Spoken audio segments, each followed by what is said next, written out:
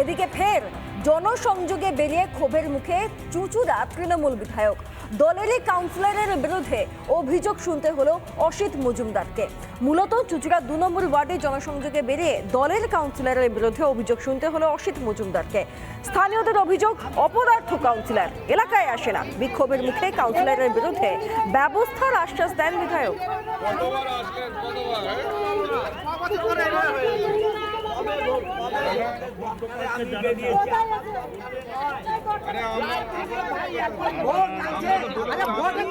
কি দাবি ছিল? ভেঙে রয়েছে বললে এই পুকুরটা পুরো বাঁধি পুকুরে কোনো পাড়ায় কোনো একটা ড্রেন নেই, কোনোদিন একটা এলাকা পরিষ্কার হয় না, এলাকা পরিষ্কার হয় না। এই যে জঙ্গল পড়ে থাকে বলে বলে এলাকা পরিষ্কার করতে হয়। ওই যে একজন বসে আছে কাউন্সিলর, উনি তো আরেকটা অপদার্থ, কাজ হয় না কাউন্সিলর কাজ। উনি কবার আসে? উনি কোনোদিন আসে না। যে ভোটের সামনে ইলেকশন উনি চলে এলো ওখানে ভোট চাওয়ার জন্য। তো লজ্জা মনে কিছু নেই। উনি তো বলছেন ভোটের জন্য আসেননি, আপনাদের কাজের জন্য এসেছেন। তাহলে এতদিন আসেনি কেন? এতদিন আপনি আসেননি কেন? এই আপনাদের কথাবার্তাই ঠিক না। আমি তো বেরিয়েছি জনসংযোগ করার জন্যে। মানুষের অভাব অভিযোগ থাকলে আমি এমএলএ, আমাকে তো বলবেই। এটাকে যদি আপনারা ক্ষোভ বলেন আপনারা বলুন, আমি এটাকে ক্ষোভ বলি না। আমি বলি মানুষ এমএলএকে তার ঘরের পাশে পেয়েছে, সুবিধা অসুবিধা তো বলবেই। আমি যদি কথাই নাই শুনি তাহলে আমি জানবো কোত্থেকে? এই পদ্ম পার্কে কোনো রাস্তা ছিল? আমি এমএলএ হওয়ার পর পদ্ম পার্কে রাস্তা করেছি। যে পুকুর পাড় ভাঙতে বলছেন ওটাও তো আমার করে দেয়া। আর জল যদি খেয়ে নেয়, ওটা একটা ক্লাব ওই পুকুরটা দেখে। আমি গভর্নমেন্টের সাথে লিয়াজও করছি। ওটা ছোটোখাটো কাজ নয়, বড় কাজ। এটা করতে হবে, ধৈর্য ধরতে হবে। প্রায় 1.5 কোটি টাকা ব্যয় কাকসায় রাস্তা তৈরি হয়েছে। কোন কার এলাকা সেটা আবার খোদ পঞ্চায়েত মন্ত্রী প্রদীপ মজুমদারের এলাকা। সেখানেই নিম্নমানের সামগ্রী দিয়ে রাস্তা তৈরি হচ্ছে এই অভিযোগ তুলে রাস্তার কাজ বন্ধ করে দিল তৃণমূলেরই কর্মীরা। আমি দাঁড়িয়ে আছি দুর্গাপুরের কাকসার আমলাজোড়া পঞ্চায়েতের নতুন গ্রাম এলাকায়। পঞ্চায়েত ও গ্রাম উন্নয়ন মন্ত্রী প্রদীপ মজুমদারের বিধানসভা। প্রায় 1.5 কোটি টাকার কাছাকাছি। সেই কাজের যে গুণগত মান, সেই মান নিয়ে কিন্তু প্রশ্ন তুলছে এখানকার সাধারণ মানুষ। যে শিডিউল অনুযায়ী কাজ করার কথা, সেই শিডিউলে কাজ না করে কার্যত কন্ট্রাক্টর তার নিজের পকেট ভারী করছে।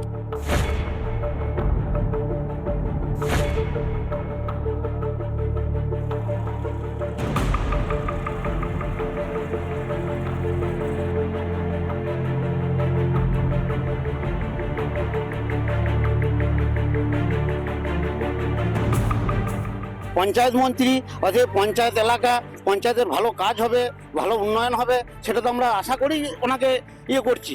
তা উনি যে এরকম ভাবে কি দেখছেন, কোথা থেকে দেখছেন, আমরা কিছু বুঝতে পারছি না। কাজটা ধরুন এই যে এটা যে কিভাবে হচ্ছে এটা তো সবাই তো বলতে পারছে না, আর আমরাও ঠিক এতটা নই। তা কাজটা খারাপ হচ্ছে, আমরা প্রথম থেকেই বাধা দিয়ে আসছি। কথা বলছে হ্যাঁ ঠিক হয়ে যাবে।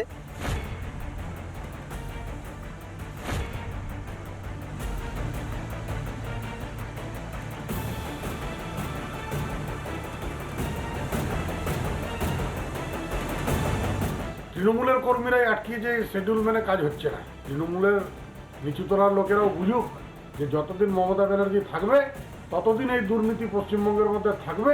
আমরা চাইবো অবিলম্বে এই ঘটনার তদন্ত এবং এর মধ্যে কারা কারা যুক্ত আছে তাকে চিহ্নিত করাও।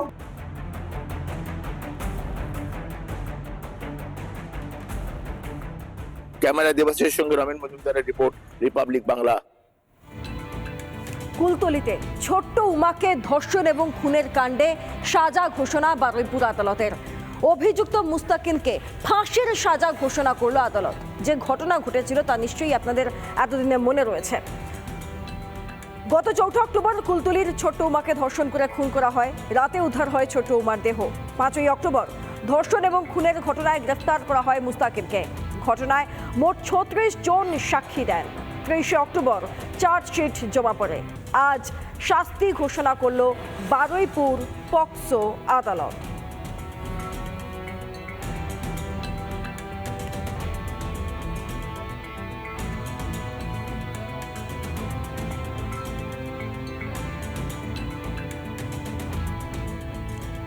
জরাজীর্ণ শিশু শিক্ষা কেন্দ্র, জলের সংকট, হাতির ভয়, আশেপাশের কুয়ো থেকে জল তুলে রান্না করা হচ্ছে এবং সেই জলের খাবার খেয়ে অসুস্থ হয়ে পড়ছেন শিশুরা। আর এদিকে প্রশাসনের কোনো হেলদোলি নেই।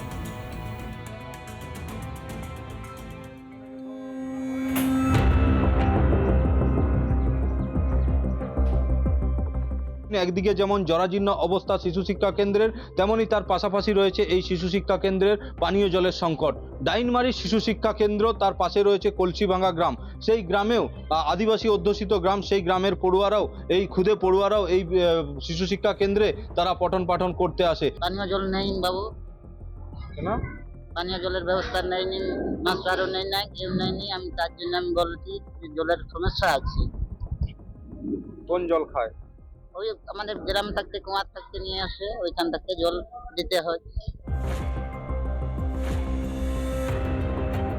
আগেই কল চুরি হয়ে গিয়েছে, কিন্তু সেই কল চুরি হয়ে যাওয়ার পর প্রশাসনের তরফে কোনো রকমভাবে কল মেরামত বা পানীয় জলের সমস্যা মেটাতে কোনো রকমভাবে উদ্যোগ নেওয়া হয়নি। এই যে জল দেখাবো এই শিশুদের জন্য, এই যে জল রাখা হয়েছে, এই জল ক্যামেরা পার্সনকে বলবো এই জলটা দেখানোর জন্য। এই জল কুয়োর জল, এই কুয়োর অপরিষ্কার জলেই শিশুদেরকে খাওয়ানো হচ্ছে দিনের পর দিন। জলের সমস্যার বিষয়ে আমি ব্লকেও জানিয়েছিলাম এবং অঞ্চলেও জানিয়েছিলাম, কিন্তু অঞ্চলে সে অনেক আগে জানিয়েছিলাম অঞ্চলে। তখন অঞ্চলে বলছে এখন তো আমাদের ফান্ডে এখন পয়সা কড়ি নেই, ঠিক আছে আমরা পরে চেষ্টা করব, যদি পরে আমাদের ফান্ডে কিছু পয়সা কড়ি আসে তখন আমরা চেষ্টা করে দেখব।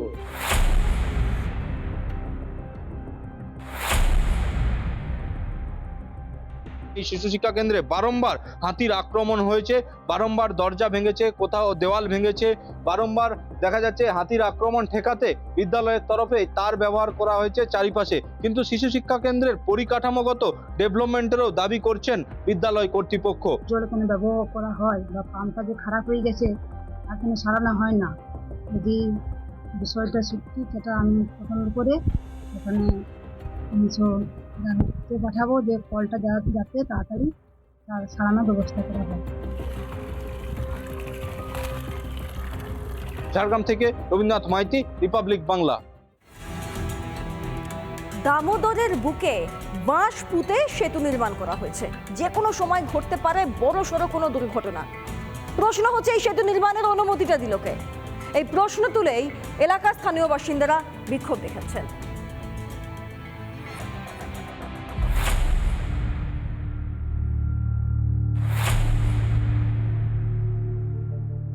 দামোদর নদের ওপর অবৈধভাবে বাঁশের সাঁকো তৈরি করে যাতায়াত, আর ইতিমধ্যেই গ্রামবাসীদের তরফ থেকে অভিযোগ যাওয়ার পরেই প্রশাসন নড়ক নড়ে যে এইভাবেই কিন্তু দামোদর নদীর উপর তা বাঁশের যে সাঁকো, সেই সাঁকো তৈরি করা হয়েছে এবং সেই সাঁকো কার্যত প্রাণের ঝুঁকি নিয়ে বাইক নিয়ে পারাপার করছে এখানকার যারা গ্রামবাসীরা তারা। সেতু নির্মাণ হতেই ক্ষোভ পূর্ব বর্ধমানের মেমারি 1 নম্বর ব্লকের দলুইবাজার 2 নম্বর গ্রাম পঞ্চায়েত এলাকার বাসিন্দাদের। প্রশাসনের তরফ থেকে সেই নির্দেশিকা না মেনেই কিন্তু অবৈধভাবে এইভাবে কিন্তু বাসের যে সাঁকো তা তৈরি করা হয়েছে এবং এই সাঁকো দিয়েই যাতায়াত করছেন প্রাণের ঝুঁকি নিয়ে বহু মানুষ। ইতিমধ্যে এই নিয়ে প্রশাসনের দ্বারস্থ হয়েছেন গ্রামবাসীরা যে প্রশাসনের নজর এড়িয়ে কিভাবে এত বড় একটি ব্রিজ তৈরি করা হলো। হোটেলগুলোতে এই রকম যে ব্রিজ করে, এই ব্রিজে মানুষের অনেক বিপদ হয়েছে, বাচ্চা ছেলে পর্যন্ত পড়ে গেছে, ব্রিজ থেকে মোটরসাইকেল পড়ে গেছে। তা ব্রিজ করার ফলে জলের গতিপথ অন্যদিকে চলে যাচ্ছে। তারপরে আপনার যে ব্রিজ করছে বাঁকারিগুলো সব পুরাতন। এটা যেহেতু জামালপুর এবং পাল্লা মৌজা মানে দলুইবাজার 2 গ্রাম পঞ্চায়েতের অধীনে পড়ছে, তার জন্যে আমাদের কোনো জানায়নি বা কোনো এনওসি আমাদের নেয়নি। যেহেতু এটা ফেরিঘাটের পারমিশন, সেই পারমিশনে কি করে একটা ভগ্ন ব্রিজ, বাঁশের ব্রিজ হয়? মেমারি 1 পঞ্চায়েত সমিতিও জানে না, দলুইবাজার 2 গ্রাম পঞ্চায়েতও জানে না। আমরা বলতে চাই, আমরা বিডিওর কাছে এলাকার লোক, তারা এলাকার নাগরিকরা অবজেকশন জানিয়েছে।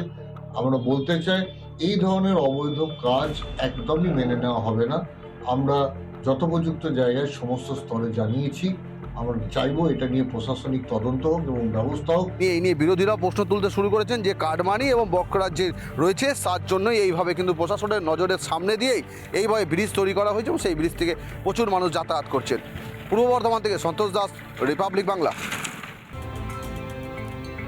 এদিকে ভাঙড়ে তো তৃণমূলের কোন্দল একেবারে তুঙ্গে। ঢিল ছুড়লে পাথর খাওয়ার জন্য প্রস্তুত থাকুন। কে বলছেন? বলছেন শওকত মোল্লা আরাবুল ইসলামকে লক্ষ্য করে। কালটা আরাবুল ইসলামের বক্তব্য, ফু মারলে ক্যানিং উড়ে যাবে। দেখুন। কিন্তু পাথর খাওয়ার জন্য বাবু তৈরি হয়ে থাকুন। ভারত তৃণমূল কংগ্রেস ঐক্যবদ্ধ যতই চেষ্টা করো খুব বেশি লাভ হবে না।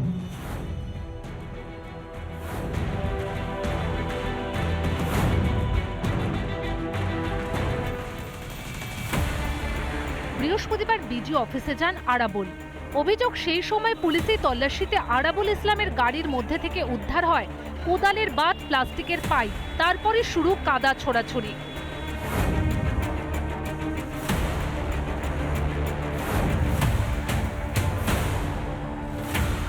একটা পঞ্চায়েত সমিতির অফিসে সেখানে কোদালের বাঁট, রড, লাঠি,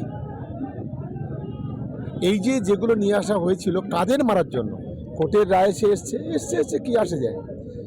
দলের কোনো সদস্য, নির্বাচিত সদস্য তার পাশে নেই আর থাকবেও না। আমি তো মনে করি ভাঙড়ে যদি আরাবুল ইসলাম ফু দেয় তা ওই খালের ধারে যে কটা মাল আছে উড়ে চলে যাবে ক্যানিংয়ে। তাই বড় বড় কথা বলার দরকার নেই। তোমাদের অস্তিত্ব নেই, অস্তিত্বহীন মানুষ। মানুষ ডেকে মানুষ আসে না, মানুষের ওপরে জুলুম রোলার চালিয়ে ভাঙড়ে তৃণমূল কংগ্রেস হবে না। দুই শাসক নেতার বাগযুদ্ধে সরগরম ভাঙড়। রিপাবলিক বাংলা। নানা ধরনের কন্টেন্ট দেখার জন্য লাইক করুন, শেয়ার করুন আমাদের ফেসবুক পেজ, সাবস্ক্রাইব করুন আমাদের ইউটিউব চ্যানেল।